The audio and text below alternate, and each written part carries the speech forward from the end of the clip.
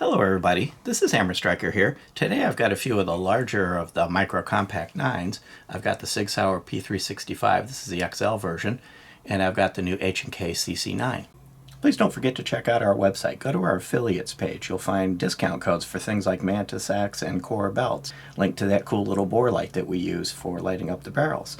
Use those links, it will often save you money, never will cost you any additional money, and helps the channel. And please consider supporting the channel on Player, formerly Utreon, where we can do some types of videos that are no longer allowed on YouTube. Given the fact that these are a little bit on the bigger side, they're kind of on the edge of that Micro 9, depending on what numbers or stats you use. They might be just over the line or just barely under the line. But most people are treating both of these as fitting in that category.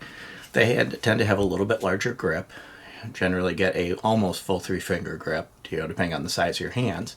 And they tend to have slightly longer slides, but they also tend to have slightly more capacity. So got 12 rounds in the flush mag on the P365. Now the CC9 only gets 10 rounds in its flush mag, but that's still typical of that category. But like others in the category, they're both really thin.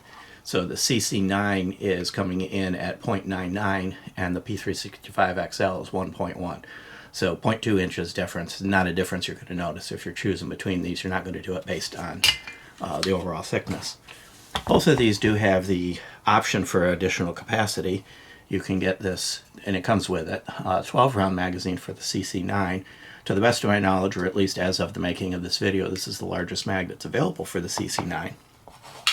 And there is a 15-round magazine that comes with the SIG, or can be gotten with the SIG, depending on which marketing package you get. It may or may not come with it. And also a 10-round magazine that you can get an extender for. Now this is an Armory Craft extender. It also gives you a finger grip, and I'm going to put it in the gun so you can see it. And this is also an Armory Craft grip frame. And that's one of the things about the P365 is it uses the chassis system like the P320. So the actual firearm itself, the legal firearm, is a module in here that is removable. This is just a piece of plastic used to hold the parts together. So this is Armory Craft's version of it, and it's really nice stippling, nice, just overall very well designed, undercut under the trigger. But the stock P365 frame is also decent, and there's a number on the market. So, and I did mention, this is Armory Craft.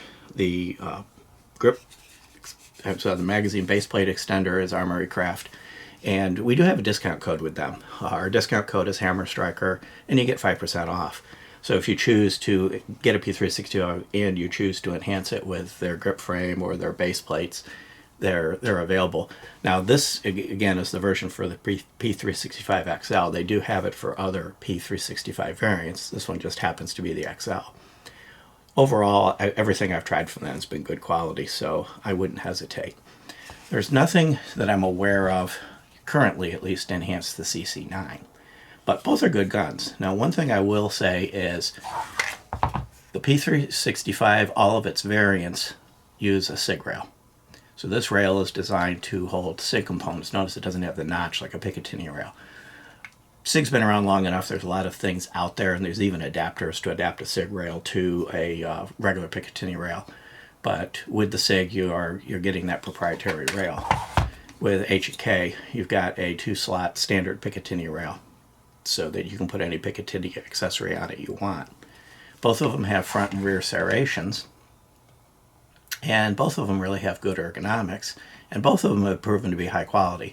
H&K is known for their quality. The P365 has proven itself to be a really good, reliable gun. The couple that we've had, that we've tested and taken to the range, they just work. From a sizing perspective, and one thing I'm going to do, by the way, since I'm going to start handling them more than just grabbing them by the grip, both of these are, of course, unloaded. From a sizing perspective, if I put them on their noses, you can see that the P365 is a little bit longer. It's 6.6 inches from front to back, including that beaver tail, versus 6.03. Not a huge difference that's going to make a difference whether you can carry it or not. If you're trying to put these in a pocket, which these are a little bit on the large side for a pocket, that might be enough to make a difference. But if you're going inside the waistband, it's not going to make a bit of difference.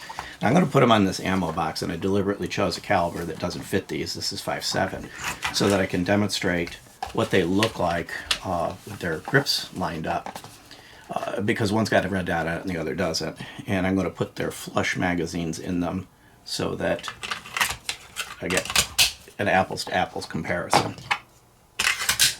So with their flush magazines, you see that they're roughly the same height. From a measurement perspective, the Sig is 4.8, the CC9 is 4.6, and the biggest difference really is the Sig kind of kicks up at the front. It's a little bit lower at the back and it kind of kicks up at the front. Is that difference going to make a difference whether you can conceal this and hide the grip? No, it's just too small of a difference. So as you look at these dimensionally, they're basically the same. For all purposes that are going to matter, we'll put it that way, they're the same. So I'll get rid of that box. From an ergonomics, they've got roughly the same features. The CC9 has finger grooves in it. The Armory Craft version doesn't have finger grooves, but it does have the undercut and has a nice undercut under the trigger. I found this to be a nice grip frame to handle. But again, with the P365, even the stock grip frame is pretty good. From a sights perspective, the CC9 has a nice night sight with a green ring around it, real easy to see. It has a serrated blackout rear sight. I'm not a big fan of the blackout sights, however, there's enough of a gap I was able to use the target as a reference point, and I was able to shoot this well, but I probably would have an easier time if it had a 3-dot sight. The Sig, and now of course it's not going to be fair because the rear sight's removed as part of putting the optic on it, so I'm going to show you just a regular P365. This one doesn't happen to be an XL, but it has the same basic sight system. You have that same night sight with a green ring, and then you have a night sight at the back, but it has little white dots on it. So unlike some night sights which are unusable during the day, these are actually usable day and night. So I would say the factory sights on the P365 are much nicer. Many of the P365s are optics ready. This particular one isn't, but this one is. One thing I'll note on these white dots, they're not painted white dots. It's just the way they've designed the night sight. They've designed it to reflect enough light during the day that it looks white so you can actually see them. Whereas most of them just kind of completely gray or turn black. This P365XL is optics ready, and I have happened to put an optic on it, but that's entirely up to you. The sights on them are dovetailed so that you can always replace the sights, and that's true of both of these. The CC9 is also optics ready. I just haven't happened to have put an optic on it yet. Overall, if I'm looking at this from a quality perspective, both of them I would say have equivalent quality. HK has got a long reputation of making high quality guns, and so does Sig. The design of the P365 is different than the design of the P320, which has had some talk associated with it. So I've had no troubles whatsoever with any of the P365s like I mentioned before. As far as a cost perspective, they're close. The CC9 starts around $640 and goes up from there, and the P365 starts around $600 and goes up from there.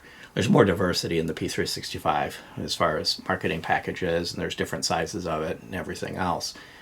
But I don't think there's any real factor that I would stand out on either one of these that just massively makes it where you got to pick one over the other. A lot of it's going to come down to the brand you like, the variants being available in the version you want, and overall, if there's a particular diversity you want, you're going to find more diversity in the P365. So let's talk about the trigger, because that is one factor that does tend to drive people. Let me get rid of the magazine. So it's ready to go. On the CC9, a little bit of take up, but it's not unreasonable. Very short, very crisp, very defined break.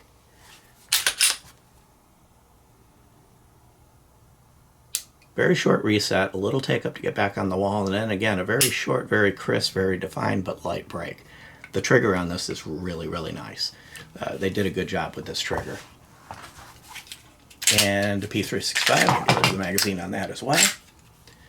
Same test. A little bit less take up, but not much less. And notice this is a flatty trigger instead of a curved trigger. A little more pull through the wall. It's not as crisp, defined wall, but it is relatively light. Reset's about the same. Very tactile, audible. You know that this one's reset. The CC9 was a little more subtle. I'm right on the wall. There's no take up. And then again, a bit pull through the wall and then the break. So I like the CC9 trigger a little bit better. I like a defined trigger with a nice sharp wall. but that's a lot of personal preference. So I would say both of these have good triggers. I would preference the trigger of the CC9 over the P365, but you may like it the other way, and that's one good thing. You can have your trigger whichever way you like it, depending on which one you choose. Both of these have internal drop safeties. The CC9 does have the inertial toggle. The P365 does not. Sig tends not to do those. I prefer the inertial toggle, so that's another, in my personal opinion, that's another factor towards the CC9 from a trigger perspective. So overall, if I were basing my decision entirely on the trigger, I'd go CC9. If I were basing my decision on diversity of options, I would go the P365, because the various models, the small one, the little one, the standard one, magazines are interchangeable and things like that. If I were basing it on quality, either one of these is going to get the job done. There's really not a quality difference. And price really isn't a big factor. So comment in the comments which one you would pick, and if you feel like it, why would you pick that particular one over the other? But I think you can't go wrong with either one of these. Beyond that, if you like our videos, please give us a thumbs up, share, subscribe, click that bell to be notified if you do. Check us out on Facebook, Instagram, Player, Rumble. We're pretty much everywhere. And thank you.